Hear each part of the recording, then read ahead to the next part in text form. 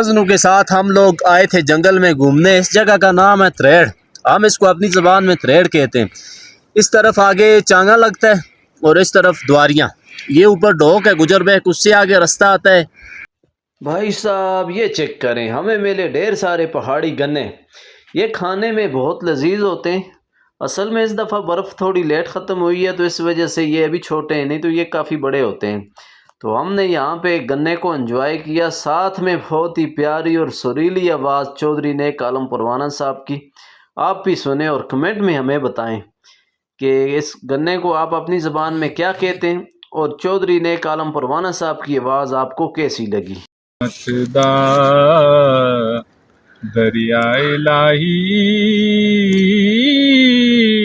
ते जो मालिक हर हर दा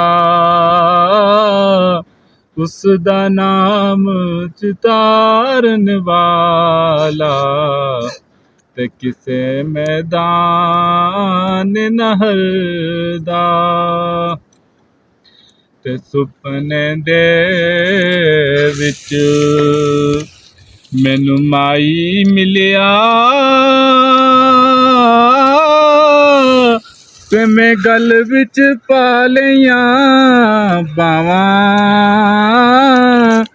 डर दी मारी अख ना खोला किदे फिर भी विछड़ ना जावा ते बाई बाइयां दे दर्दी होंदे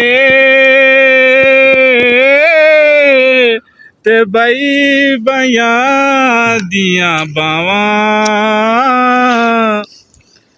बाप सिरां दे ताज मुहम्मद ते मावां ठंडियां छावां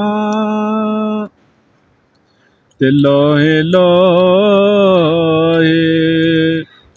तू पर ले कुड़िए